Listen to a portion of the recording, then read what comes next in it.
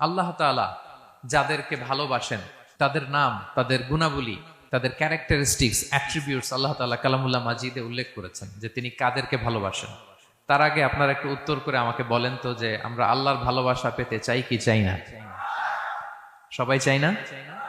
এটাই আজকে আমাদের আলোচনার টপিক, যে যাদেরকে আল্লাহ ভালোবাসেন। আমরা আজকের এই চমৎকার সন্ধ্যায় জেনে নিব যে আল্লাহ তাআলা কাদেরকে পছন্দ করেন এবং কাদেরকে ভালোবাসেন। এবং প্রিয় ভাই এবং বোনেরা, আল্লাহ তাআলার ভালোবাসা অর্জন এটা মানব জীবনের সবচাইতে বড় সৌভাগ্যের বিষয়। কি বলেন? আমরা যদি প্রেসিডেন্টের কাছের লোক হই, প্রধানমন্ত্রীর যদি কাছের লোক হই, যদি আমরা জানি যে পিএম আমাকে ভালোবাসে, প্রেসিডেন্ট আমাকে ভালোবাসে, কেমন লাগবে? ভাল লাগবে। আর যদি আমরা এটা জানতে পারি যে রব্বে কারিম আল্লাহ রব্বুল ইজ্জা ওয়াল জালাল তিনি আমাকে ভালোবাসেন, কেমন লাগবে আমাদের? এই ভালোবাসাকে আমরা বলে বোঝাতে পারবো? পারবো না। এটাই আমরা চাই, এটাই আমাদের জীবনের টার্গেট, কামনা, ঠিক কিনা? তো একজন প্রকৃত মুমিন সেই যে আল্লাহর সান্নিধ্য পেতে চায়, আল্লাহ তাআলার ভালোবাসা সে পেতে চায়। এবং মজার ব্যাপার হচ্ছে আল্লাহ তাআলা সুস্পষ্ট স্টেটমেন্টের মাধ্যমে কালামুল্লাহ মাজিদে তিনি জানিয়ে দিয়েছেন তিনি কাদেরকে কাদেরকে ভালোবাসেন। আজকের এই আলোচনায় আমরা সেটাই জানার চেষ্টা করব যে বিশেষ কিছু গুণে গুণান্বিত ব্যক্তি আছে যারা এই সৌভাগ্যের অধিকারী, যাদেরকে আল্লাহ তাআলা ভালোবাসেন বলে তিনি কোরআনে জানিয়েছেন। আমরা যেন সেই সমস্ত গুণগুলো আমাদের নিজেদের মধ্যে ধারণ করতে পারি। আল্লাহ তাআলা আমাদের তৌফিক দান করুন। আমরা সবাই আওয়াজ করে পড়ে আমিন। প্রিয় ভাই এবং বোনেরা, শুরুতেই একটা ইন্ট্রোডাক্টরি কথা বলে রাখি, ভূমিকা কথা মূল আলোচনায় যাওয়ার আগে। সেটা হচ্ছে আমাদের প্রত্যেকের মনে রাখতে হবে যে আল্লাহ তাআলা ভালোবাসা পাওয়ার প্রধান শর্ত হচ্ছে রাসূল সাল্লাল্লাহু আলাইহি ওয়াসাল্লামকে ভালোবাসা, তার অনুসরণ করা। This is the first and foremost reminder tonight. আজকের প্রথম রিমাইন্ডার এটা যে আমরা যে আল্লাহর ভালোবাসা পেতে চাই, এটার প্রধানতম শর্ত হচ্ছে আল্লাহ রাসূল সাল্লাল্লাহু আলাইহি ওয়াসাল্লামের অনুসরণ করতে হবে। ওনার অনুসরণ বাদ দিয়ে আল্লাহর ভালোবাসা কোশ্চিনকালেও পাওয়া যাবে না। যে আয়াত দিয়ে, সূরাত আলে ইমরানের 31 নম্বর আয়াত দিয়ে আমি আমার আলোচনা শুরু করেছিলাম, এই আয়াতে আল্লাহ তাআলা খুব স্পষ্ট করে বলছেন, কুল ইন কুনতুম তুহিব্বুনাল্লাহা ফাত্তাবিউনি ইউহিব্বুকুমুল্লাহ। হে নবী, আপনি বলে দিন যে ওহে আমার উম্মতেরা, যদি তোমরা আল্লাহকে ভালোবাসতে চাও তাহলে ফাত্তাবিউনি, আমি নবীর অনুসরণ করো, তাহলে ইউহিব্বুকুমুল্লাহ, আল্লাহ তাআলা স্বয়ং তোমাদেরকে ভালোবাসতে শুরু করে দিবেন। বিশ্বনবীর ভালোবাসা ছাড়া, বিশ্বনবীকে অনুসরণ করা ছাড়া আল্লাহর ভালোবাসা কোশ্চিনকালেও পাওয়া যাবে। কাজী নজরুল ইসলাম খুব চমৎকার করে ওনার কবিতায় লিখেছেন, আল্লাহকে যে পাইতে চায় হাজরাতের অনুসরণে, আরশ কুরসি লৌহ কালাম না চাইতে পেয়েছে সে, রসুল নামের রশি ধরে যেতে হবে খোদার ঘরে, নদী তরঙ্গে যে পড়েছে ভাই দরিয়াতে সে আপনি মেশে, হাজরাতের অনুসরণে আরশ কুরসি লৌহ কালাম না চাইতে পেয়েছে সে। সুবহানাল্লাহ পড়েন। রাসূল সাল্লাল্লাহু আলাইহি ওয়াসাল্লামের অনুসরণের মধ্য দিয়ে আল্লাহ তাআলার ভালোবাসাটা অর্জন করতে হবে। এর বাইরে যে আল্লাহ তাআলার ভালোবাসা কোশ্চিনকালেও পাওয়া যাবে না। এবং রাসূল সাল্লাল্লাহু আলাইহি ওয়াসাল্লাম ঠিক যতটুকু করেছেন ঠিক অতটুকুই করতে হবে, এর চেয়ে বেশি করা যাবে না। রাসূল সাল্লাল্লাহু আলাইহি ওয়াসাল্লামের চাইতে কি বেশি মুত্তাকি হওয়া সম্ভব? সবাই বলেন নাই। রাসূল সাল্লাল্লাহু আলাইহি ওয়াসাল্লামের চাইতে বেশি বুজুর্গ হওয়া সম্ভব? ওনার চাইতে বেশি আল্লাহওয়ালা হওয়া সম্ভব? ওনার চাইতে বেশি আল্লাহ তাআলার কাছে প্রিয় ব্যক্তিত্ব হওয়া সম্ভব না, কোশ্চিনকালেও না, অসম্ভব। রাসূল সাল্লাল্লাহু আলাইহি ওয়াসাল্লামের সময়কালে কিছু সাহাবারা রাসূল সাল্লাল্লাহু আলাইহি ওয়াসাল্লামের স্ত্রীদের কাছে জানতে চেয়েছিল যে উম্মুল মুমিনিন, আপনারা বলুন যে রাসূল সাল্লাল্লাহু আলাইহি ওয়াসাল্লামের আমল কেমন ছিল? আমরা তো মসজিদে দেখি, বাইরে দেখি, ঘরে ওনার আমল কেমন আমাদের জানতে বড্ড মনে চায়। তো রাসূল সাল্লাল্লাহু আলাইহি ওয়াসাল্লামের স্ত্রীরা বললেন যে উনি এমন এমন আমল করেন, এইভাবে নফল রোজা রাখেন, শেষ রাতে তাহাজ্জুদ পড়েন, এইভাবে তাসবিহ পড়েন, কোরআন তেলাওয়াত করেন, জিকির করেন। তো হাদিসে এসেছে যে কাআন্নাহুম তাকাল্লুহা, তাদের কাছে এটা কেমন যেন কম মনে হইল। তারা একটা বড় এক্সপেকটেশন নিয়ে আসছিল, মানে বিশাল একটা, রাসূল সাল্লাল্লাহু আলাইহি ওয়াসাল্লাম সব নবীদের নবী, না জানে কি আমল করে ঘরের ভিতরে। কিন্তু যখন রাসূল সাল্লাল্লাহু আলাইহি ওয়াসাল্লাম স্ত্রীদের কাছে শুনলো এই এই আমল তিনি করেন ঘরের ভিতরে, ওনারা হতাশ। হায় রে, ভাবছিলাম এত এত আমল করে, এই মাত্র এরকম আমল করে, এগুলো তো আমরাও করি। কান্নাহুম তাকাল্লুহা, হাদিসে এসছে ওনাদের কাছে এটা খুব কম মনে হইলো। তো তারা একে অপরকে বলতে লাগলো যে এর কারণ হচ্ছে কদ গুফিরা লাহু মা তাকাদ্দামা মিন যামবিহি ওয়া মা তাআখার। আল্লাহ তাআলা তো রাসূল সাল্লাল্লাহু আলাইহি ওয়াসাল্লামের আগের পরের সব গুনাহ মাফ করে দিয়েছে। ওনার তো আদতে কোনো গুনাহই নাই, কিন্তু আল্লাহ তাআলার ঘোষণা হচ্ছে নবী হে, আপনার আগের পরের সব গুনাহ আমি মাফ করে দিলাম। তো সাহাবারা বলতেছেন এর কারণ হচ্ছে ওনার কোনো গুনাহই নাই, সব মাফ, এজন্য ওনার কম করলেও হয়, আমাদের তো এত কম করলে চলবে না। কথা বুঝতে পেরেছেন? তো ওনারা ভাবলো যে না, আমাদের তো আমল বাড়াইতে হবে। তো কি করতে হবে? একজন বলল আমি সারা রাত নামাজ পড়বো, আমি আর ঘুমাবো না। এখন থেকে সারা রাত কি করব? নামাজ পড়বো, আমি আর ঘুমাবো না। আরেকজন বলল তাহলে আমি সারা বছর রোজা রাখবো, রোজা ভাঙবো না, সারা বছর টানা রোজা, যেহেতু বেশি বেশি করতে হবে। আরেকজন বলল আমি স্ত্রীদের সাথে আর মেলামেশা করবো না, আমার স্ত্রীদের সাথে আমি আমার মতো বৈরাগ্য জীবনযাপন করবো। তো এই কথা যখন রাসূল সাল্লাল্লাহু আলাইহি ওয়াসাল্লাম শুনলেন, রাসূল সাল্লাল্লাহু আলাইহি ওয়াসাল্লাম ওনাদেরকে ডেকে পাঠালেন, ডেকে বললেন আনতুমুল্লাযীনা কুলতুম কাযা ওয়া কাযা, তোমরা কি এমনটা এমনটা বলছো? তারা ভয়ে বলতেছে ইয়া রাসূলুল্লাহ, জি আমরা তো এরকম করে ফেলছি, বলে ফেলছি। তখন রাসূল সাল্লাল্লাহু আলাইহি ওয়াসাল্লাম বললেন ওয়াল্লাহি ইন্নী লা আখশাকুম লিল্লাহি ওয়া আতকাকুম লাহু, আল্লাহর শপথ করে বলছি আমি তোমাদের মধ্য থেকে আল্লাহকে সবচেয়ে বেশি ভয় পাই, আমি সবচেয়ে বড় মুত্তাকি, আমার চেয়ে বেশি কেউ আল্লাহকে ভয় পেতে পারে না। তা আমি সবচেয়ে বড় মুত্তাকি, আমি সবচেয়ে বেশি আল্লাহর প্রিয় ভাজন, আমি আল্লাহর সবচেয়ে বেশি ভয় পাই, এরপরেও আমি রাতে ঘুমাই আবার নামাজও পড়ি, সোম বৃহস্পতিবারে রোজা রাখি, বাকি দিনগুলোতে আমি খাই, আমার তো 11 জন স্ত্রী, আমি সবার সাথে মেলামেশা করি, কই স্ত্রী মেলামেশায়, রোজা রাখা না রাখায়, রাতে ঘুম এবং তাহাজ্জুদ, এই যে ব্যালেন্স করে যে আমি জীবন পরিচালনা করি, এতে আমার মুত্তাকি হইতে তো কোনো সমস্যা হয়নি। আমি শ্রেষ্ঠ নবীর এই মর্যাদা অক্ষুণ্ণ রাখতে তো আমার সমস্যা হয়নি, কিন্তু তোমাদের সমস্যা কোথায়? তখন তিনি একটা অসাধারণ উক্তি করেছিলেন, তিনি বলেছিলেন ফামান রাগিবা আন সুন্নতি ফালাইসা মিন্নি, যে আমার সুন্নতকে অবজ্ঞা করে, মানে আমার যে পন্থা এটা অনুসরণ না করে অন্য কিছু যে করতে চায়, ফালাইসা মিন্নি, সে আমার দলভুক্ত নয়। আল্লাহু আকবার! কি ভারসাম্যবোধ, কি ব্যালেন্সড লাইফস্টাইল, কি পরিমিতি বোধ তিনি আমাদের শিখিয়েছেন। তাহলে বোঝা গেল সারা রাত ইবাদত করলেই ওইটা শ্রেষ্ঠ ইবাদত হয় না। কারণ রাসূল সাল্লাল্লাহু আলাইহি ওয়াসাল্লাম ঘুমাতেন আবার ইবাদত করতেন, স্ত্রীদের সাথে মিলতেন, সামাজিক কাজ করতেন, মাঝে মাঝে নফল রোজা রাখতেন, মাঝে মাঝে অনেকদিন রাখতেন না। This is balance, this is Islam. এবং এর চেয়ে শ্রেষ্ঠ ইসলাম আর হতে পারে না। তার মানে বোঝা গেল রাসূল সাল্লাল্লাহু আলাইহি ওয়াসাল্লামের চাইতে যদি এক কাঠি বেশি বোঝেন আপনি, এটা ইসলাম হবে? এটা হবে বাড়াবাড়ি, ঠিক কি না? রাসূল সাল্লাল্লাহু আলাইহি ওয়াসাল্লাম যেমনটি করেছেন ঠিক তেমনটি করার নাম ইসলাম। এবং এভাবেই আল্লাহ তাআলার ভালোবাসা পাওয়া সম্ভব, এছাড়া পাওয়া সম্ভব। তাহলে মূল আলোচনায় যাওয়ার আগে এটা হচ্ছে ইন্ট্রোডাক্টরি পয়েন্ট 1, যে আল্লাহ তাআলার ভালোবাসা পাওয়ার 1 নাম্বার শর্ত হচ্ছে রাসূল সাল্লাল্লাহু আলাইহি ওয়াসাল্লামের অনুসরণ। তার চেয়ে যদি বেশি ইবাদত করেন ওইটা ইসলাম নয়, তার চেয়ে বেশি বুজুর্গি দেখাইতে গেলে ওইটা বুজুর্গি নয়।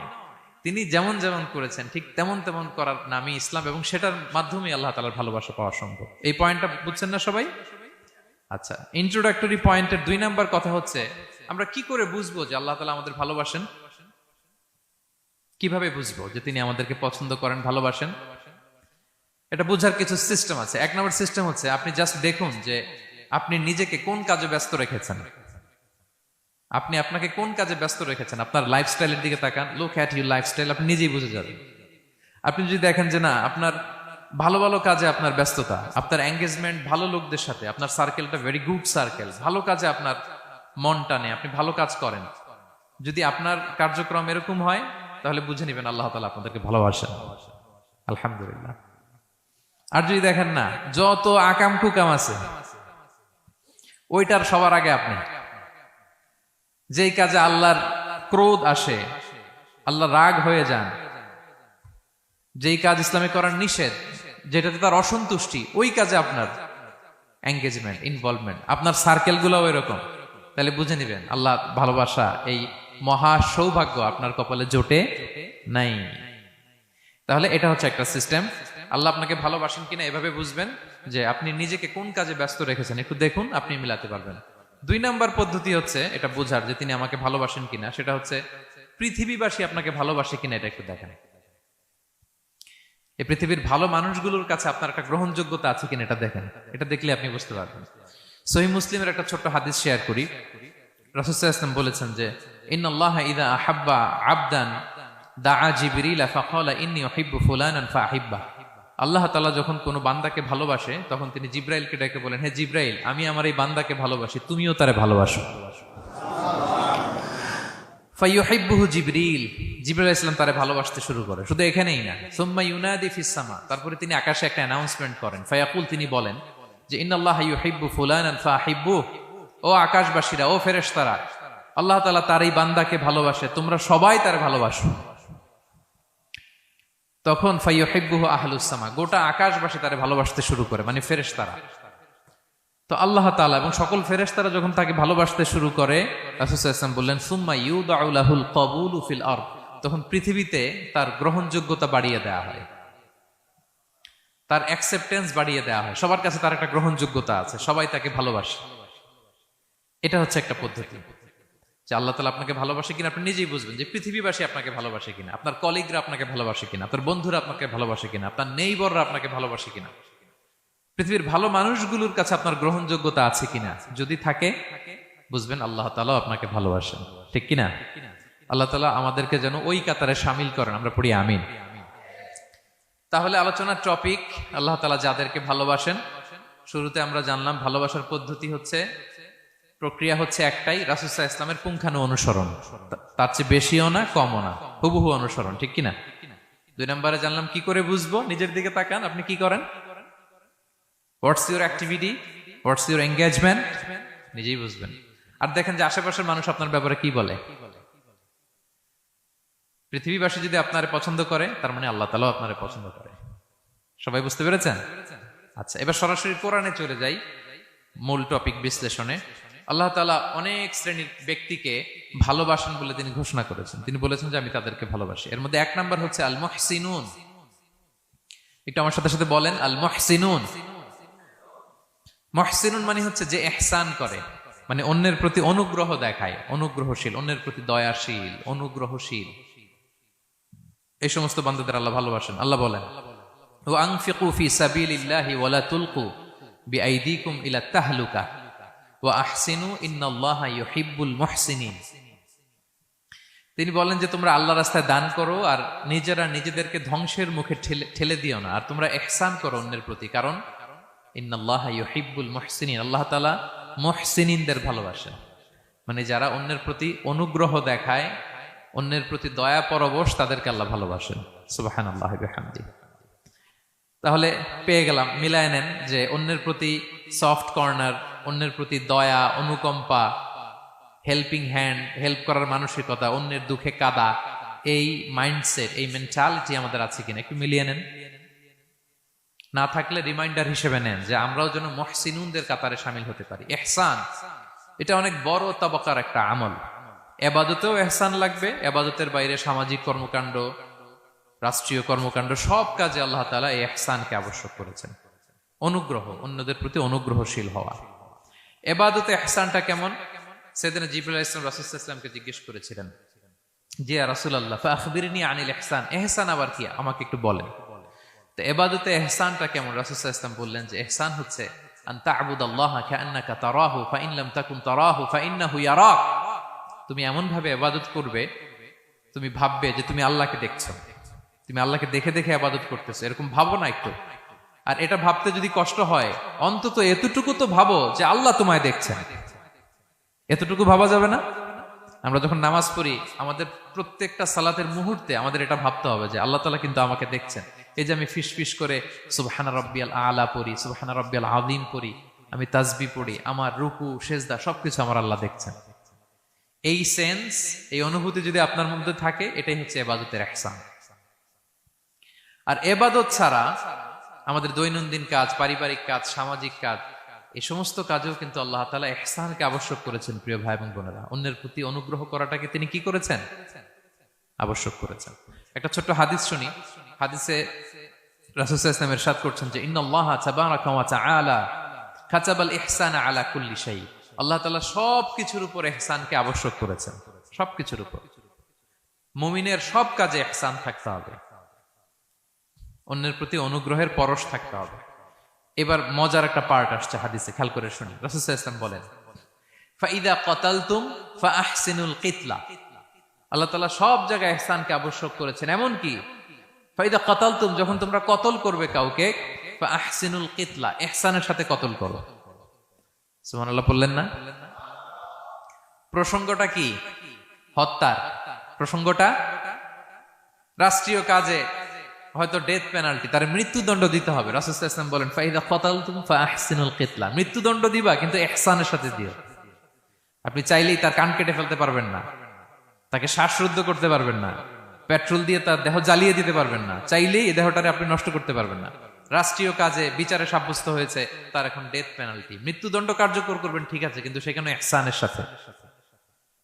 ফাইদা কাতালতুম ফাআহসিনুল কিতলা, মৃত্যুদণ্ড কার্যকর করার সময় ইহসানের সাথে করো। ওয়া ইদা যাবাহতুম ফাআহসিনুয যাবাহা, জবাই করার সময়ও ইহসান করো। সুবহানাল্লাহ। করতেছি জবাই, করতেছি কি, কিন্তু মেরে ফেলতেছি প্রাণীটাকে খাওয়ার জন্য। স্লটারিং, লিটারালি আমি ছুরি চালাচ্ছি ওর গলায়, ফিনকি দিয়ে রক্ত বেরোবে এখনই, মেরে ফেলতেছি, কিন্তু যা মনে চায়। আপনি কোপাতে পারবেন কুরবানির পশুকে? কষ্ট দিতে পারবেন না। আমরা এই ভুলটা করি। রাসূল সাল্লাল্লাহু আলাইহি ওয়াসাল্লাম দেখেন আরো স্পেসিফিক করে বলছেন যে ওয়ালিউহিদ্দা আহাদুকুম শাফরাতাহু ওয়ালিউরিহ যাবিহাতাহু, তোমরা জবাইয়ের সময় তোমাদের ছুরিটাকে ধার করে নিও, যাতে করে প্রাণীটা কম কষ্ট পায়। সুবহানাল্লাহ। আমরা অনেক সময় ভুল করে ফেলি। আমরা গরু শোয়ানোর পরে এই রশি কোথায়, এই ছুরি কোথায়, এই কষাই কোথায়, এই যে 7 জনের নামে জবাই হবে এদের নাম কোথায়, গরুটাকে আমরা কষ্ট দিচ্ছি। রাসূল সাল্লাল্লাহু আলাইহি ওয়াসাল্লাম বলে না, মুমিনের প্রতিটি কাজে ইহসানের পরশ থাকে। তারা প্রাণী জবাই করবে ঠিকই খাওয়ার জন্য, কিন্তু এখানেও ইহসান করতে হবে, ঠিক কিনা? তারা মৃত্যুদণ্ড কার্যকর করবে, ডেথ পেনাল্টি রাষ্ট্রীয় আইনে, কিন্তু যেমন মনে চায় তেমন করা যাবে না। ওইখানেও ইহসান রাখার দরকার আছে না নাই? প্রিয় ভাইয়েরা, এই ইহসানকে যারা মেনটেন করে জীবনের সব কাজে, আল্লাহ তাদেরকে বড্ড ভালোবাসে, বড্ড পছন্দ করে। সো আমরা যেন সবাই সবার প্রতি ইহসান করি। স্বামী স্ত্রীর প্রতি ইহসান করুন, স্ত্রী স্বামীর প্রতি ইহসান করুন, বাবা সন্তানের প্রতি, সন্তান বাবার প্রতি, পরিবারের সকল সদস্যদের প্রতি ইহসান করুন, কর্মচারীদের প্রতি ইহসান করুন, সহকর্মীদের প্রতি ইহসান করুন। মুমিন জীবনের প্রতিটি কাজে ইহসানের পরশ থাকবে, কারণ ইন্নাল্লাহা ইউহিব্বুল মুহসিনিন, আল্লাহ তাআলা মুহসিনদের, যারা অন্যদের প্রতি অনুগ্রহ দেখায়, তাদেরকে বড্ড ভালোবাসেন। এই পয়েন্টটা কি বুঝতে পেরেছেন সবাই? ক্লিয়ার? 2 নম্বরে চলে যায়, আর কাদেরকে আল্লাহ ভালোবাসেন। 2 নম্বরে হচ্ছে আত-তাওয়াবুন, যারা ভুল করেই তওবা করে সাথে সাথে, আল্লাহ তাদেরকে বড্ড ভালোবাসেন। সুবহানাল্লাহ। আল্লাহ তাআলা বলছেন, ইন্নাল্লাহা ইউহিব্বুত তাওয়াবিন ওয়া ইউহিব্বুল মুতাতাহহিরিন, আল্লাহ তওবাকারীদেরকে যেমনি ভালোবাসেন, পবিত্রতা অর্জনকারীদেরও ভালোবাসেন। ওটা আমি পরে আসতেছি, এখন তওবাতেই থাকি। তাহলে 2 নম্বরে হচ্ছে ইন্নাল্লাহা ইউহিব্বুত তাওয়াবিন, 2 নম্বরে হচ্ছে কাদেরকে ভালোবাসেন? তওবাকারীদেরকে তিনি বড্ড ভালোবাসেন। দেখেন রাসূল সাল্লাল্লাহু আলাইহি ওয়াসাল্লাম কি বলে, তিনি বলেন, ওয়াল্লাহি ইন্নী লা আস্তাগফিরুল্লাহ ওয়া আতুবু ইলাইহি ফিল ইয়াউমি আকসারা মিন 70 মাররা, আল্লাহর শপথ, আমি বিশ্বনবী প্রতিদিন 70 বারেরও বেশি তওবা পড়ি। যার আগেও কোনো গুনাহ নাই, পরেও কোনো গুনাহ, উনি তওবা করে কয়বার? 70 বার। আমাদের তো কোনো গুনাহ টুনা নাই, তাই না? হ্যাঁ, আমাদেরও গুনাহ আছে নাকি? বস্তা ভরা। তো বিশ্বনবী যদি 70 বার তওবা করেন ডেইলি বেসিস, আমাদের করা দরকার কয়বার? যার যার কাছে ছেড়ে দিলাম, বলেন। 70,000 বার করা দরকার, ঠিক কিনা? প্রিয় ভাইরা, তাওবা কি? তাওবা মানে ফিরে আসা আল্লাহর কাছে। ভুল করেছি, অনুতপ্ত হয়ে আল্লাহর কাছে ফিরে আসবো, এটার নাম তাওবা। To return back to your Lord, আল্লাহর কাছে ফিরে আসবেন। এই ফিরে আসাটাকে আল্লাহ খুব পছন্দ করেন। এখানেই শয়তান আর আমাদের মধ্যে পার্থক্য। শয়তান ভুল করে করছি তো করছে, ওইটার মধ্যেই সে অটল অবিচল, ক্ষমা আর চাইনি। কিন্তু আমরা সকালে ভুল করে দুপুরে মাফ চাই, দুপুরে করে রাতে মাফ চাই, আজকে ভুল করে কালকে মাফ চাই, ঠিক কিনা? এই মাফ চাওয়াটাকে, ফিরে আসাটাকে, তার গুনাহগার বান্দা অনুতপ্ত হয়ে, রিয়েলাইজেশন হয়ে, বুঝতে পেরে ফিরে আসাটাকে তিনি বড্ড পছন্দ করেন, বড্ড পছন্দ করেন। এজন্য ভুল আমাদের হবে প্রিয় ভাইরা। আল ইনসান মিনান নিসিয়ান, আমাদের নামটাই এসেছে ভুল থেকে, আমরা ভুলে যাই, ভুল হয়ে যায় আমাদের। কিন্তু ক্ষমার রাস্তা, তওবার রাস্তা খোলা আছে না নাই? এটা হচ্ছে আমাদের জন্য আশা, হোপ। আমরা হোপফুল, সবসময় আশাবাদী। যত ভুল হোক, যত ভুল আপনি করেন, এটা খেয়াল রাখবেন, ভুল আপনি যতই করেন না কেন, তার রহমতের দরিয়া তার চাইতেও বড়, তার ক্ষমার মহাসাগর তার চাইতেও বিস্তৃত, যত ভুল আপনি করেন না কেন। এজন্য আল্লাহ তাআলা বলেন, ইয়া আইয়ুহাল্লাযীনা আমানু তুবু ইলাল্লাহি তাওবাতান নাসুহা, ওহে বিশ্বাসীরা একনিষ্ঠভাবে তওবা করো, ফিরে আসো আমার দিকে। তাফিররু ইলাল্লাহ 24/7। পৃথিবীর কোনো দরজা 24 ঘন্টা খোলা থাকে না। রাত 3টার দিকে যদি আপনি উঠে জায়নামাজটা বিছিয়ে যে ভুলটা করছেন ওটা স্মরণ করে চোখের পানি ছেড়ে মাফ চান, ক্ষমা করবেন না তিনি? হ্যাঁ, ক্ষমা দেওয়ার জন্য তিনি বসে আছেন। সেজন্য ভুল হইলে আমরা পড়বো আস্তাগফিরুল্লাহ। কি পড়বো? পড়েন, আস্তাগফিরুল্লাহ রাব্বি মিন কুল্লি যামবি ওয়া আতুবু ইলাইহি। পড়েন, আস্তাগফিরুল্লাহাল্লাযী লা ইলাহা ইল্লা হুয়াল হাইয়ুল কাইয়্যুম ওয়া আতুবু ইলাইহি। এটা পড়ে আল্লাহর কাছে ফিরে আসবেন, অনুতপ্ত হবেন, আল্লাহ ভুল করে ফেলেছে, আল্লাহ তুমি ক্ষমা করো, আল্লাহ তুমি ক্ষমা করো, আল্লাহ আমরা ভুল করে ফেলেছি। ভুল সবাই করে, কে না করে? হ্যাঁ, কুল্লু ইবনে আদম খাত্তা। বিষ্ণু বলেন তোমরা সবাই ভুলকারী, কিন্তু ওয়া খায়রুল খাত্তাইন আত-তাওয়াবুন, এই ভুলকারীদের মধ্যে শ্রেষ্ঠ যে ভুল করেই তওবা করে। তওবা করতে রাজি আছেন তো? সবাই রাজি আছেন? আমার প্রিয় ভাইয়েরা, এই তওবার দৃশ্যটা দেখতে আল্লাহ বড্ড পছন্দ করে। বান্দা যখন ভুল বুঝতে পারে, মাথাটা নিচু করে চোখের পানি ছেড়ে বান্দা যখন কাঁদতে শুরু করে, এই দৃশ্যটা দেখলে আল্লাহ সহ্য করতে পারে না। আল্লাহর রহমতের দরিয়ায় জোশ খেলে যায়, বান্দা যা চায় আল্লাহ তাই দিয়ে দেয়। তখন চোখের পানির এত বড় পাওয়ার। এজন্য আমরা ভুল করে যেন অটল না থাকি, আল্লাহর কাছে যেন ক্ষমা চাই, আমরা যেন ফিরে আসি তার দরবারে। তার দরবার সবসময় খোলা। এবং তিনি এই তওবার বা ফিরে আসার দৃশ্যটা দেখতে কত পছন্দ করেন শোনেন। রাসূল সাল্লাল্লাহু আলাইহি ওয়াসাল্লাম বলেন, ওয়াল্লাযী নাফসি বিয়াদিহি, তার শপথ যার হাতে আমার আত্মা, লাউলাম তুযনিবু, তোমরা যদি ভুল না করতে, লা যাহাবাল্লাহু বিকুম, আল্লাহ তোমাদেরকে ধ্বংস করে দিতেন। ওয়ালা জাআ বিকওমিন, আল্লাহ এমন এক জাতি তৈরি করতেন, ইউযনিবুন, ওরা খালি ভুল করত, ফায়াস্তাগফিরুন, আর ক্ষমা চাইতো, ফায়াগফিরুল্লাহু লাহুম, আর আল্লাহ তাদের ক্ষমা করতেন। তোমরা যদি ভুল না করতে, এই বনি আদম, তোমরা যদি ভুল না করতে, তোমাদেরকে আল্লাহ তাআলা ধ্বংস করে এমন একটা গোষ্ঠী বানাইতেন যারা খালি ভুল করতো আর মাফ চাইতো, ভুল করতো আর মাফ চাইতো, আর আল্লাহ মাফ করে দিত। সুবহানাল্লাহ পড়লেন না? গাফিরিয যামবি ওয়া কাবিলিত তাওব, তিনি পাপ মোচন করার জন্যই তো তিনি আমার রব, তওবা কবুল করার জন্যই তো তিনি আল্লাহ সুবহানাহু ওয়া তাআলা, তিনি রব্বে কারীম। তার দয়ার কোনো শেষ নাই, তার মায়ার কোনো শেষ নাই। আমরা যখন তওবা করি, অনুতপ্ত হই, চোখের পানি ছেড়ে যখন কাঁদি, আল্লাহ যে কত খুশি হয় এটার একটা উপমা হাদিসে এসেছে, সহিহ মুসলিমের হাদিস। রাসূল সাল্লাল্লাহু আলাইহি ওয়াসাল্লাম বলেন, লাল্লাহু আশাদ্দু ফারাহান বিতাওবাতি আবদিহি হিনা ইয়াতুবু ইলাইহি। কেউ যখন তওবা করে আল্লাহ কত খুশি হয় জানো? শোনো, ওই ব্যক্তির চাইতে আল্লাহ বেশি খুশি হয়ে যায় যে ব্যক্তি মরুভূমিতে সফরে বেরিয়েছে, সাথে তার বাহন বা উট, ওই উটের মধ্যেই তার পানি বা খাবার, হঠাৎ করে উটটা হারায় গেছে। শুনতেছেন? মরুভূমিতে উট নিয়ে বের হয়েছিল সফরে, উটের মধ্যে তার পানি, তার খাবার, তার বেঁচে থাকার সমস্ত মাধ্যম, কিন্তু হঠাৎ করে উট কি হয়ে গেছে? হারায় গেছে। উট খুঁজে আর পায় না, দৌড়াতে দৌড়াতে হয়রান।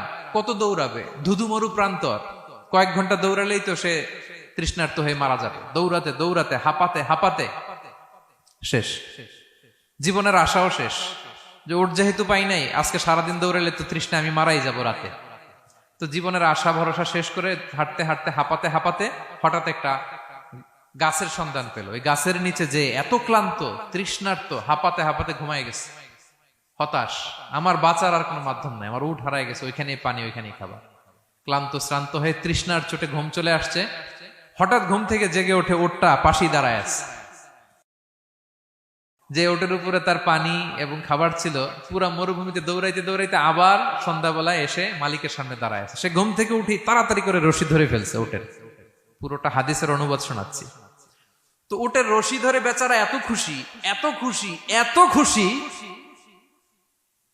যে খুশির চোটে ও বলতে আরম্ভ করছে, আল্লাহুম্মা আনতা আবদি ওয়া আনা রাব্বুক, আল্লাহ তুমি আমার গোলাম, আমি তোমার রব। তুমি দয়া করে এই ওটটা ফিরাই দিছো, আজকে তুমি ওটটা ফিরাই না দিলে আমি তো মরে যেতাম। আল্লাহ প্রশংসা তোমার। খুশির চোটে। কিসের চোটে? খুশির চোটে কথা উল্টায় গেছে। সে এত খুশি, সে আনন্দে এত উদ্বেলিত, এত খুশি, সে বলতেছে আল্লাহ আল্লাহুম্মা আনতা আবদি, আল্লাহ তুমি আমার গোলাম। খুশিতে আল্লাহুম্মা আনতা আবদি, আল্লাহ তুমি আমার গোলাম, ওয়া আনা রাব্বুক, আমি তোমার রব। তোমার দরবারে লাখো কোটি শুকরিয়া। আল্লাহ কেঁদে কেঁদে বলতেছে। তা আল্লাহ বলে, ওইরকম একটা পরিস্থিতিতে যে তার জীবনের আশা ছেড়েই দিয়েছিল, হঠাৎ করে ওট ফিরে পাওয়ার পরে খুশির চোটে সে যখন আমি আল্লাহরে ওর গোলাম বানায় আর ওরে আমার রব বানায়, ওই লোকটা ওই মুহূর্তে ঠিক যত খুশি, আমার কোনো বান্দা তওবা করে যখন আমার কাছে ফিরে আসে, আমি আল্লাহ ওই বান্দার উপর তার চাইতে বেশি খুশি হয়ে যায়। আল্লাহু আশাদ্দু ফারাহা। ওই ব্যক্তি কত খুশি হইলে আল্লাহর গোলাম বানায়, কত খুশি হইলে সে সেন্স হারায় ফেলে যে আল্লাহ তুমি আমার গোলাম, আমি তোমার রব। কখন বলে? খুশিতে সে মাতোয়ারা।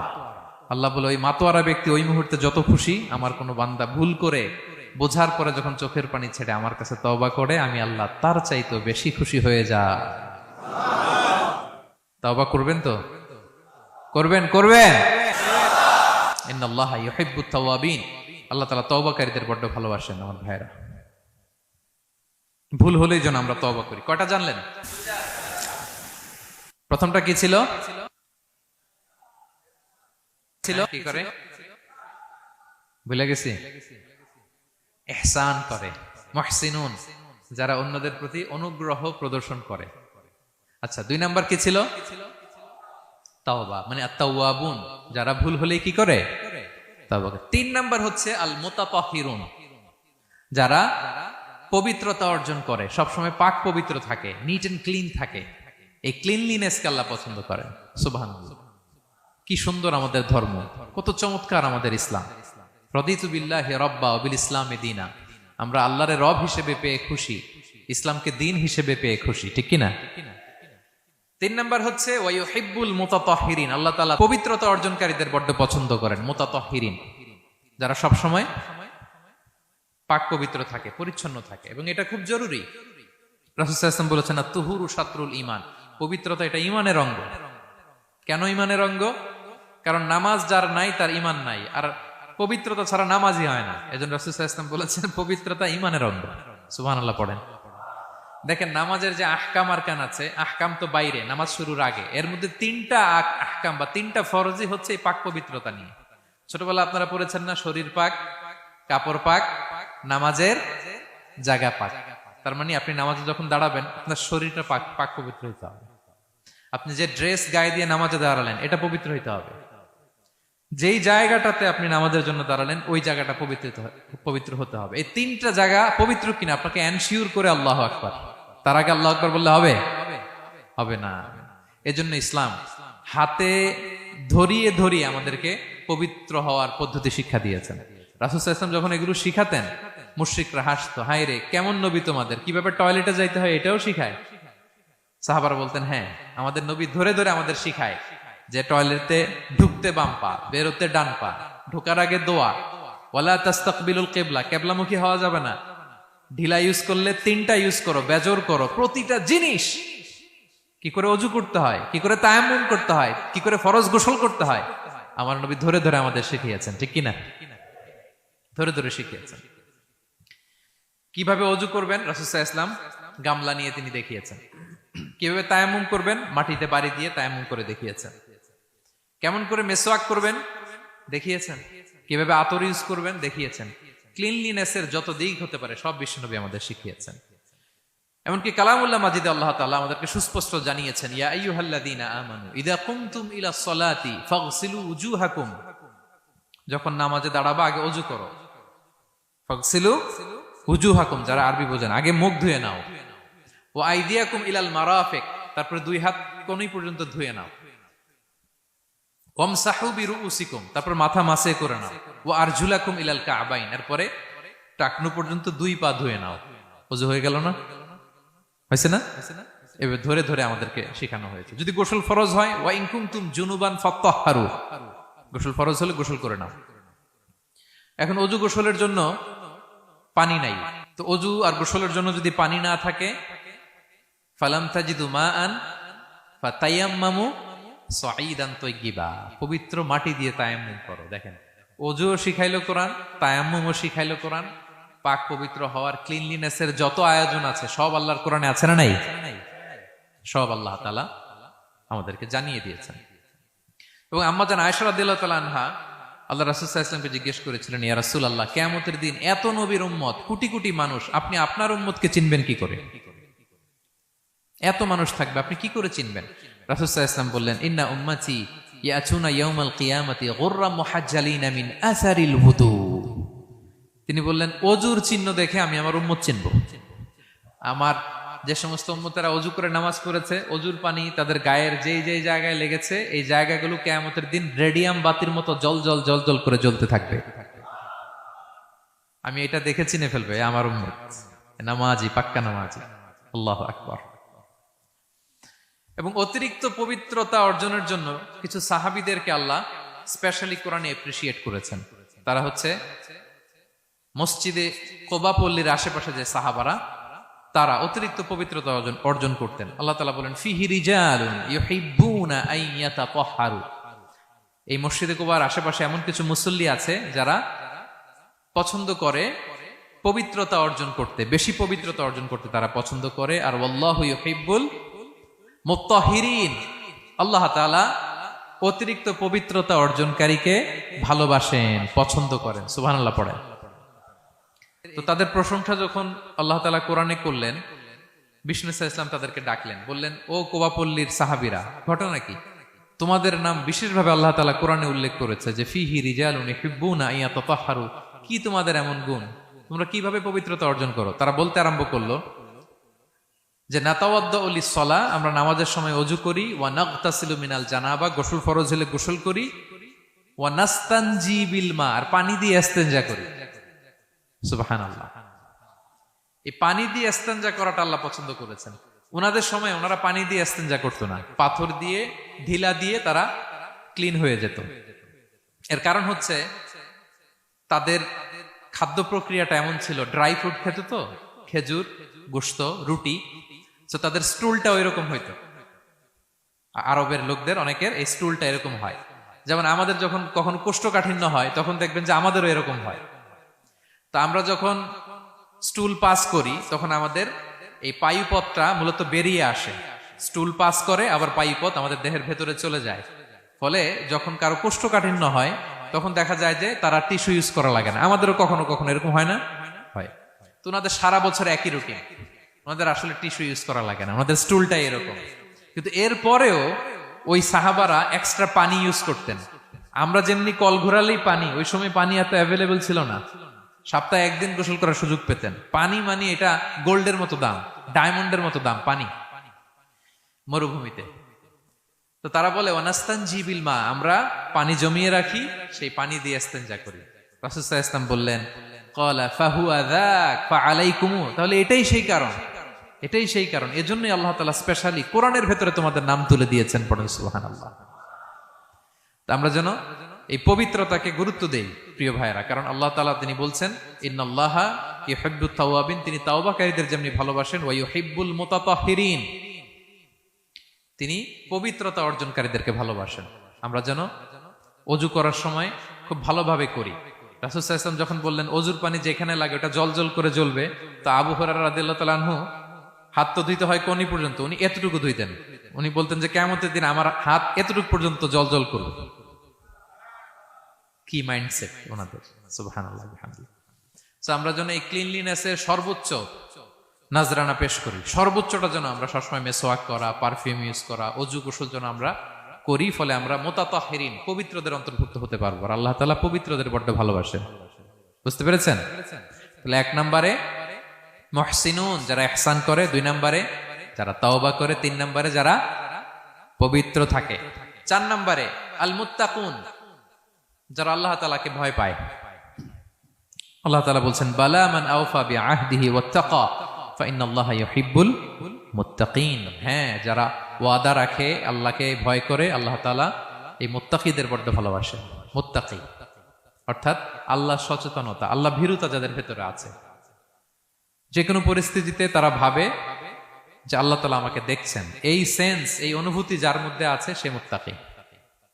তা আমরা মানুষের সামনে যেভাবে যেরকম সৎ থাকি, আমরা যদি মানুষের চক্ষুর আড়ালেও সৎ থাকি তাহলে আমরা মুত্তাকি। বুঝতে পেরেছেন? মুত্তাকির তাকওয়ার অনেক সংজ্ঞা আছে, অনেক সংজ্ঞা। সবচেয়ে সহজ সংজ্ঞা হচ্ছে মানুষের সামনে আমরা যতটা ভালো, আমার প্রাইভেট লাইফেও যদি আমি ততটা ভালো হই তাহলে আমি মুত্তাকি। একটু যোগ বিয়োগ দিয়ে নেন নিজের সাথে নিজে, যে আমি পাবলিকলি যতটা ভালো প্রাইভেটলি ততটা ভালো কিনা। যদি হই তো আমি মুত্তাকি।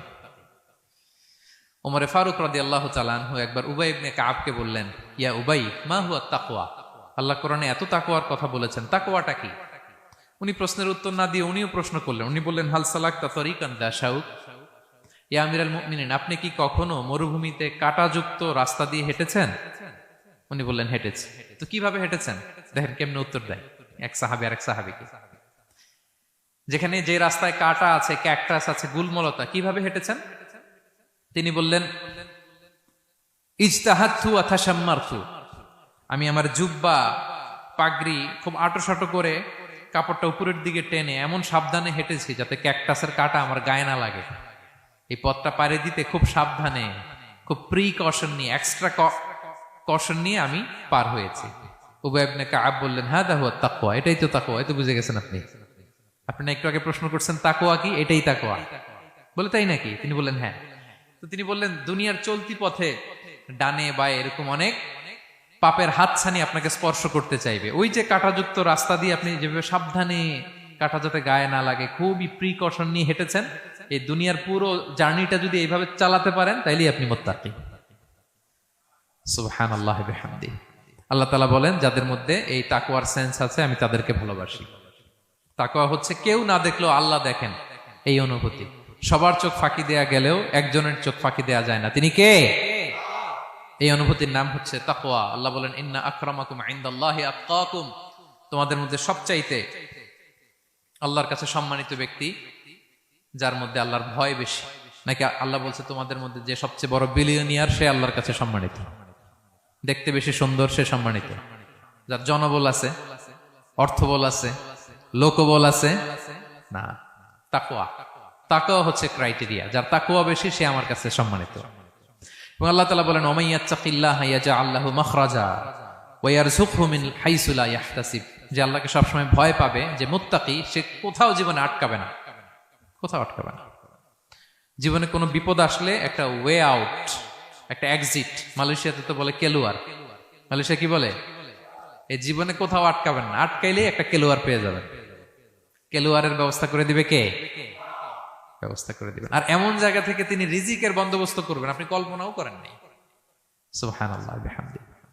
তাহলে 4 নম্বরে মুত্তাকুন, যারা আল্লাহকে ভয় করে আল্লাহ তাদেরকে ভালোবাসেন। আমরা যেন মুত্তাকিদের কাতারে শামিল হতে পারি। আল্লাহ তুমি তৌফিক দাও।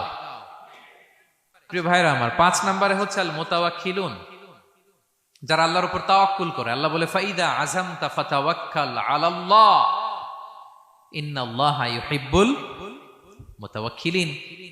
কোন বিষয়ে যখন দৃঢ় সংকল্প নিয়েছো তো আল্লাহর উপর ভরসা করো, কারণ আল্লাহ ওই সমস্ত লোকদের ভালোবাসা যারা আমার উপর তাওয়াক্কুল করে, মানে ভরসা করে। তাওয়াক্কুল মানে একজনের উপর ভরসা। তিনি কে? আমরা ভরসা কার উপর করব? পৃথিবীর কোন শক্তির উপর, কোন মানুষের উপর, কোন মিডিয়ার উপর, কোন ক্ষমতার উপর? আমাদের ভরসা এক মহান সত্তার প্রতি। তিনি কে? সবসময় আমরা আল্লাহর উপর ভরসা রাখি এবং প্রতিটি মুহূর্তে যেন আমরা আল্লাহর উপর তাওয়াক্কুল করি। রাসূল সাল্লাল্লাহু আলাইহি ওয়াসাল্লাম এটা আমাদের শিখিয়েছেন। এমনকি ঘর থেকে বেরোলেও যেন আমরা আল্লাহর উপর তাওয়াক্কুল করি, বিশ্বনবী শিখিয়েছেন। তিনি ঘর থেকে বেরোলেই পড়তেন, বিসমিল্লাহি তাওয়াক্কালতু আলাল্লাহ লা হাওলা ওয়ালা কুওয়াতা ইল্লা বিল্লাহ। পড়েন আপনারা? আল্লাহর উপর, আল্লাহর নামে, আল্লাহর উপর তাওয়াক্কুল করে বেরোলাম, এটা পড়ে বেরোবেন। আর প্রতিদিন লম্বা একটা দোয়া পড়তেন, আল্লাহুম্মা ইন্নী আউযু বিকা আন আযিল্লা আও উযাল্লা আও আদিল্লা আও উদাল্লা আও আযলিমা আও উযলামা আও আজহালা আও ইউজহালা আলাই। চমৎকার দোয়া, চমৎকার দোয়া। এটা পরে তিনি বেরোতেন। তো এই তাওয়াক্কুল যারা করে, আল্লাহর উপর ভরসা রাখে, আল্লাহ তাদেরকে বড্ড পছন্দ করেন। এখন তাওয়াক্কুলটা কি? তাওয়াক্কুল নিয়ে আমাদের সমাজে অনেক মিস আন্ডারস্ট্যান্ডিং আছে। প্রিয় ভাইরা আমার, তাওয়াক্কুল হচ্ছে কর্ম শেষে ফলাফলের জন্য আল্লাহর উপর নির্ভর করা। মনোযোগ দিয়ে শুনুন, আই রিপিট, আমি আবারও বলছি, কর্ম শেষে আগে কি কর্ম, কর্ম শেষে ফলাফলের জন্য কার উপর নির্ভর করা। এখন আপনি কর্ম বাদ দিয়ে দিলেন, কিছু করলেন না, আর বললেন আল্লাহ ভরসা, যা করে আল্লাহ, আল্লাহ ভরসা, তাওয়াক্কালতু আলাল্লাহ হয়েছে? এটা আপনার মন গড়া কথা হয়েছে, এটা তাওয়াক্কুল হয়নি। ইসলামী তাওয়াক্কুল হচ্ছে আপনি আপনার সাধ্যের সবটুকু করবেন, করার পরে ফলাফল কি আসবে, ফলাফল কি আমার হাতে, কার হাতে? এই জন্য আপনি আল্লাহর উপর তাওয়াক্কুল করবেন, কিন্তু কাজ বাদ দেয়া যাবে না। অনেকে নিজেদের অপারগতা, দুর্বলতা, কর্মহীনতা আর অলসতাকে তাওয়াক্কুল বানায় ফেলছে। কাজ করতে মনে চায় না, অলসতা, কয় তাওয়াক্কুল করলাম। বলেন তো এটা তাওয়াক্কুল হয়েছে? না। এই অপারগতা, অলসতার নাম তাওয়াক্কুল নয়। তাওয়াক্কুল মানে হচ্ছে কোনো কাজের পরিকল্পনা করা, এরপরে পরিকল্পনা বাস্তবায়নের উপায় খুঁজে বের করা এবং নানা কিছুর সহযোগিতা নিয়ে সেটা বাস্তবায়নের প্রাণান্তকর চেষ্টা করা, সব করা, আপনার রোল প্লে করা। আপনার রোল প্লে করা শেষ, এরপর কর্ম শেষে ফলাফলের জন্য আপনি আল্লাহর উপর তাওয়াক্কুল করবেন। কিচ্ছু না করে হাত গুটিয়ে বসে থেকে যদি বলেন তাওয়াক্কুল করলাম, আল্লাহ ভরসা, হয়েছে? হয়েছে? তাওয়াক্কুল হয়েছে? হয় নাই। তো এখানে ব্যালেন্স অ্যাটিটিউডে আসতে হবে। আমি সব করতে পারবো, এটাও যেমনি ভুল, আল্লাহই সব করে দিবেন, এটাও ভুল। The position of Islam is somewhere in between this two extreme lines. এই দুইটার মাঝখানে ইসলামের পজিশন। পাখিকে তাওয়াক্কুলের মডেল হিসেবে আল্লাহ উপস্থাপন করেছেন। পাখিকে বিশ্বনবী বলেন, তোমরা যদি পাখির মতো তাওয়াক্কুল করো, পাখিরে যেমনি আল্লাহ খাওয়ায় তোমাদেরকেও খাওয়াবে। পাখি কেমনি তাওয়াক্কুল করে? বিশ্বনবী বললেন, তাগদু খিমাসান ওয়া তারুহু বিতানান। পাখিগুলো প্রতিদিন সকালবেলা কিচির মিচির রবে তার বাসা থেকে বের হয়ে জঙ্গলে ছড়িয়ে পড়ে, সারাদিন খুঁজতে খুঁজতে, ঘুরতে ঘুরতে, উঠতে উঠতে আল্লাহ তাআলা বিকেল বেলা আবার প্রতিটি পাখির ওদর পূর্তি করে তার ঘরে ফিরিয়ে নিয়ে আসে। ঠিক কিনা? তো পাখি কি ঘরের ভিতরে বসে থেকে তাওয়াক্কুল করছে? সকালবেলা আগে কি করছে? বের হয়ে গেছে। তো আগে আপনার রোলটা আপনার প্লে করতে হবে, তারপরে আপনি আল্লাহর উপর তাওয়াক্কুল করবেন। অনেকে নিজেদের অপারগতা, অলসতাকে তাওয়াক্কুল বানিয়েছে। না, অপারগতা, অলসতা, কর্মহীনতা, এগুলো থেকে রাসূল সাল্লাল্লাহু আলাইহি ওয়াসাল্লাম আল্লাহর কাছে পানাহ চেয়েছেন। এগুলোর সাথে ইসলামের কোনো সম্পর্ক নাই। তার মানে হাত গুটিয়ে বসে থেকে আল্লাহ ভরসা বলবেন, কি করবেন? হ্যাঁ, সর্বোচ্চ চেষ্টা চালিয়ে যেতে হবে। এরপরে ফলাফলের জন্য আমরা কার উপর ভরসা করব? কারণ ইন্নাল্লাহা ইউহিব্বুল মুতাওয়াক্কিলিন, আল্লাহ তাআলা তাওয়াক্কুলকারীদেরকেও ভালোবাসেন। আলহামদুলিল্লাহ বলেন। তাহলে কয়টা গেল? কয়টা? আর তিনটা বলবো, আর তিনটা। 6 নম্বরে হচ্ছে as-সাবিরুন। সাবিরুন মানে কি? হ্যাঁ, ধৈর্যশীল। একটু বুঝে ফেলছে? as-সাবিরুন সবর শব্দ থেকে এসেছে। as-সাবিরুন মানে ধৈর্যশীল, যারা আল্লাহর উপর ধৈর্য, বিপদে আপদে আল্লাহর দেয়া বিপদে যারা ধৈর্য ধারণ করে, ওই ধৈর্যশীল ব্যক্তিদেরকে আল্লাহ তাআলা পছন্দ করেন। আল্লাহ তাআলা বলেন, ওয়া কাআইয়্যিম মিন নাবিয়্যিন ক্বাতালা মাআহু রিব্বিয়ুনা কাসীর ফামা ওয়াহানু লিমা আসাবাহুম ফি সাবিলিল্লাহ ওয়া মা দুউফু ওয়া মাস্তাকানু আল্লাহু ইউহিব্বুস সাবিরিন। কত নবী আছে, তাদের সাথে অনেক আল্লাহওয়ালারা লড়াই করেছে, তারা বিপদে হতোদ্যম হয়নি, নতজানু হয়নি, তাদেরকে দমানো যায়নি, তারা ধৈর্য ধারণ করেছে। কারণ ইন্নাল্লাহা ইউহিব্বুস সাবিরিন, আল্লাহ তাআলা ধৈর্যশীলদের বড় ভালোবাসেন। ধৈর্যশীল, ধৈর্য ধারণ করতে হবে। ধৈর্য ধারণ এটা সবার পক্ষে সম্ভব হয় না। রাসূল সাল্লাল্লাহু আলাইহি ওয়াসাল্লাম একটা চমৎকার হাদিস বলেছেন। তিনি বলেছেন, আজাবান লিআমরিল মুমিন, মুমিনের ব্যাপারটা বড়ই ইন্টারেস্টিং, বড়ই চমৎকার, এটা মুমিন ছাড়া অন্য কারো হয় না। ব্যাপারটা কেমন? রাসূল বলেন, ইন আসাবাতহু সাররাউ শাকারা, মুমিন যখন আনন্দে থাকে তখন মুমিন শুকরিয়া করে। শুকরিয়া করলে সওয়াব আছে না নাই? কারণ শুকরিয়া একটা ইবাদত। আর ওয়া ইন আসাবাতহু দাররাউ, মুমিন যখন বিপদে পড়ে, দুঃখে থাকে, সাবারা, তখন সে ধৈর্য ধারণ করে। ধৈর্য ধারণ করলে সওয়াব আছে না নাই? তো সওয়াব ছাড়া আমাদের আর কিছু আছে? আমি জীবনে হয় সুখী নয় দুঃখী, কি বলেন? আমাদের জীবনের চলতি পথে হয় কখনো আমরা সুখী নয়, সুখের সময় কি করি? শুকর করি। শুকর করলে সওয়াব আছে না নাই? আর দুঃখের সময় কি করি? সবর করি। সবর করলে সওয়াব আছে না নাই? তাহলে হয় শুকর, নয় সবর। এই দুইটা ইবাদত মুমিন জীবনে সর্বদা চলমান। কেমন একটা উইন উইন সিচুয়েশন। সুবহানাল্লাহ পড়বেন না? একটা উইন উইন সিচুয়েশন। এজন্য প্রিয় ভাইরা, মাথা গরম করবেন না, কখনোই অস্থির হবেন না, আতঙ্কিত হবেন না, ধৈর্য ধারণ করুন। কারণ ধৈর্য এমন একটা গাছ, চারি গায়ে কাটা, কিন্তু ফলটা বড় মিষ্টি।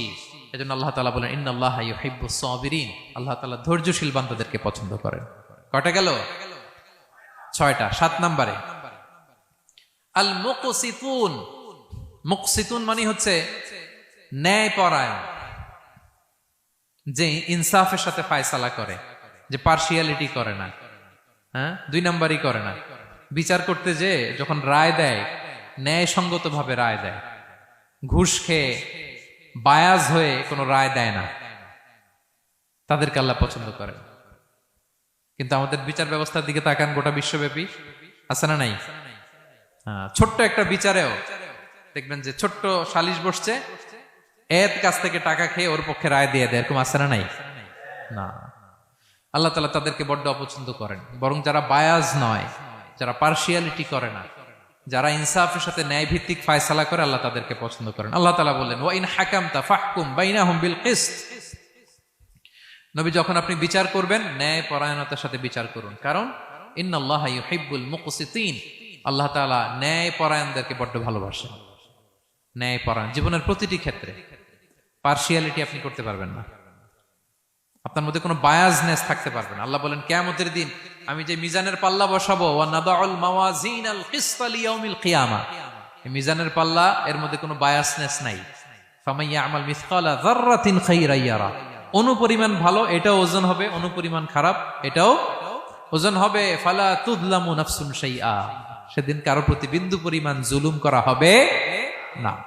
ন্যায় বিচারের মানদণ্ড তিনি সেদিন কায়েম করবেন। আর দুনিয়াতে যারা ন্যায় বিচার করে, ন্যায় ভিত্তিক ফায়সালা করে, তাদেরকে আল্লাহ ভালোবাসেন। সুবহানাল্লাহ পড়েন। রাসূল সাল্লাল্লাহু আলাইহি ওয়াসাল্লাম কতটা ন্যায়পরায়ণ ছিলেন শুনেন। 8ম হিজরিতে তিনি যখন মক্কা বিজয় করলেন, মক্কার লোকেরা তার হাতে বায়াত হলো, তিনি অল্প কিছুদিন এখানে 20 দিনের মতো ছিলেন মক্কায়। তো ইন দ্য মিন টাইম মক্কার কুরাইশ গোত্রের একটা শাখা, এটার নাম হচ্ছে বনু মখজুমিয়া। বনু মখজুমিয়া গোত্রের একটা নারী চুরিতে ধরা পড়ল। তো চুরি করলে ইসলামের বিধান কি? আস-সারিকু ওয়াস-সারিকাতু ফাকতাউ আইদিয়াহুমা, হাত কেটে দাও। এখন সাহাবারা বলতে লাগলো, হায় রে, এই নতুন মাত্র কুরাইশরা কালিমা পড়ে মুসলমান হইল, রাসূল সাল্লাল্লাহু আলাইহি ওয়াসাল্লাম যদি এখনই এই মহিলার হাত কেটে দেয়, তাহলে এখানে তো একটা ঝামেলা হবে। কিন্তু আমরা তো কেউ বলারও সাহস রাখি না। কে যে বলবে নবীর কাছে যে নবী, এই আজকের জন্য, এবারের জন্য এই মহিলারা মাফ করে দেন, হাত কেটে দিয়েন না। কেউ সাহস করতে পারে না। পরে রাসূল সাল্লাল্লাহু আলাইহি ওয়াসাল্লামের পালক পুত্রের ছেলে উসামা বিন যায়েদ হিব্বু রাসূলিল্লাহ, উনাকে রাসূল সাল্লাল্লাহু আলাইহি ওয়াসাল্লাম বড্ড ভালোবাসতেন। সবাই বলে উসামারে যে বল, সে তো নাতির মতো। যায়েদ হচ্ছে পালক পুত্র, পালক পুত্রের ছেলে তো নাতি, হাসান হোসেনের মতো আদর করতেন। তো তাকে যে বলো। সবাই বললো উসামা আমরা কেউ পারবো না, তুমি যে বলো। তো উসামা ছোট মানুষ যে বলতেছে, ইয়া রাসূলুল্লাহ, সবাই বলতেছে এবারের জন্য একটু মাফ করে দেয়া যায় না, এই মহিলাটারে একটু মাফ করে দেয়া যায় না। রাসূল সাল্লাল্লাহু আলাইহি ওয়াসাল্লাম রেগে গেলেন। তিনি বললেন, তোমাদের আগে বনি ইসরাইলের এই স্বভাব ছিল, ধনীরা চুরি করলে মাফ করত, গরিবরা চুরি করলে বিচার কার্যকর করত। শুনে রাখো কুরাইশের লোকেরা, শুনে রাখো মক্কাবাসী, লাউ আন্না ফাতিমাতা বিনতি মুহাম্মাদিন সারাকাত লাকাতাআ মুহাম্মাদুন ইয়াদাহা। আরে বনু মখজুমিয়ার মেয়ে তো দূর কি বাত, আমার কলিজার টুকরা নয়নের পুতলি ফাতেমাও যদি আজকে চুরিতে ধরা পড়তো, তার হাত কেটে দিতে আমি মুহাম্মদ 1 সেকেন্ডও দেরি করতাম না। আমার মেয়ে ফাতেমা যদি চুরিতে দোষী সাব্যস্ত হতো, তার হাত কাটতে আমি সময় নিতাম না। This is Islam, this is ইনসাফ, দিস ইজ জাস্টিস। এটাকে বলে ন্যায় ভিত্তিক বিচার, যেখানে কোনো স্বজনপ্রীতি নাই, যেখানে কোনো পার্সিয়ালিটি নাই, যেখানে কোনো বায়াসনেস নাই। যারা ন্যায় ভিত্তিক ফায়সালা দেয়, মুকসিতুন, আল্লাহ তাআলা তাদেরকে পছন্দ করেন। আমরা যেন তাদের অন্তর্ভুক্ত হতে পারি। আল্লাহ তৌফিক দান করো। সব শেষ পয়েন্ট, আল মুনাজ্জামুনা ফি মাইদানিল জিহাদ, যারা জিহাদের ময়দানে সুশৃঙ্খল থাকে, ডিসিপ্লিন। সর্বশেষ হচ্ছে ডিসিপ্লিন। এই যে মাশাআল্লাহ আজকের এই সাইবার জায়া কনফারেন্স খুবই ডিসিপ্লিনড একটা প্রোগ্রাম, সবাই সারিবদ্ধ হয়ে বসে আছেন, এবং এই সারিবদ্ধ হয়ে যারা বসে থাকে, যারা ময়দানে থাকে, তাদেরকে আল্লাহ তাআলা বড্ড পছন্দ করেন। যারা বিশৃঙ্খলা করে না, যারা সুশৃঙ্খল। তা আমরা মুসলিমরা কি বিশৃঙ্খল জাতি না সুশৃঙ্খল জাতি? আমরা সুশৃঙ্খল ইনশাআল্লাহ বিইذنিল্লাহ। আল্লাহ তাআলা বলছেন ইন্নাল্লাহা ইউহিব্বুল্লাযীনা ইউকাতিলুনা ফি সাবিলিহি সাফফান কাআন্নাহুম বুনিয়ানুম মারসুস। আল্লাহ ওই বান্দাদের ভালোবাসেন যারা জিহাদের ময়দানে সফফান, সফফান মানে সারিবদ্ধ, কাতারে কাতার, এবং এমন কাতার কাআন্নাহুম বুনিয়ানুম মারসুস, যেন এটা মজবুত একটা সীসা ঢালাই করা প্রাচীর। সুবহানাল্লাহ। সাহাবারা নামাজের কাতারে পায়ের সাথে পা লাগিয়ে দাঁড়াতেন, কাদের সাথে কাঁধ লাগিয়ে দাঁড়াতেন। পিছন থেকে বিশ্বনবীর অ্যাটাক করতে গেল 10 মিনিট লাগবে। সব সাহাবাদেরকে আক্রমণ করে বিশ্বনবী পর্যন্ত পৌঁছাতে তাদের অনেক সময় লেগে যাবে, এমন সীসা ঢালা প্রাচীরের মতো তারা পেছনে দাঁড়াতেন। সুবহানাল্লাহ। তো যারা জিহাদের ময়দানে সুশৃঙ্খল ভাবে দাঁড়ায়, ডিসিপ্লিন ম্যানারে, ওয়েল অ্যারেঞ্জড ম্যানারে, ওয়েল অর্ডার্ড ম্যানারে, আল্লাহ তাআলা তাদেরকে বড্ড পছন্দ করেন। আর যারা বিশৃঙ্খলা করে তাদেরকে আল্লাহ পছন্দ করেন না। এবং আপনি দেখেন বিষ্ণু ইসলামের যুদ্ধগুলোর মধ্যে 5 ভাগে তিনি ভাগ করতেন যুদ্ধকে। মাঝখানে হচ্ছে একটা ডিপার্টমেন্ট, ডানে মাইমানা, বায়ে মাইসারা, সামনে মুকাদ্দেমা, পেছনে খালফ। এইভাবে 5টা ডিসিপ্লিনড ওয়েতে তিনি ব্যাটালিয়ন ভাগ করে সামনে আগাতেন। এবং বিশ্বনবীর নেতৃত্বে সাহাবীদের মাধ্যমে যে শক্তিশালী সামরিক সংগঠনটি গড়ে উঠেছিল, ওটা বিশ্বকে চূর্ণ বিচূর্ণ করে দিয়েছে। উনার পরে 4 খলিফা, উনাদের নেতৃত্বে তাদের এমন ব্যাটালিয়ন গড়ে উঠেছে, শতাব্দী পর শতাব্দী তাদের সামনে দাঁড়ানোর মতো সক্ষমতা পৃথিবীর কোন সেনাবাহিনীর ছিল না। সুবহানাল্লাহ। সাফফান কাআন্নাহুম বুনিয়ানুম মারসুস, সীসা ঢালা প্রাচীরের মতো যুদ্ধের ময়দানে তারা সুশৃঙ্খল ভাবে দাঁড়াতো। তো যারা জীবনের সব ক্ষেত্রে এরকম ডিসিপ্লিন, সুশৃঙ্খল, তাদেরকে আল্লাহ ভালোবাসে। এখন আপনারা কি সুশৃঙ্খল থাকতে চান, নাকি শুধু এই আজকের প্রোগ্রাম শেষ করে যাবো আবার বিশৃঙ্খল, এরকম করবেন না? যেখানে কিউ থাকে কিউ মেনটেন করবেন, যেখানে একটা শৃঙ্খলা থাকে শৃঙ্খলা বজায় রাখবেন। এই ময়দানে ভ্রাতৃত্বের বন্ধনে সুশৃঙ্খল যারা থাকবে তাদের হাতে আল্লাহ তাআলা নেতৃত্ব তুলে দিবেন, ঠিক কিনা? আমরা যেন সুশৃঙ্খল থাকতে পারি। আল্লাহ তাআলা তুমি আমাদেরকে তৌফিক দান করো।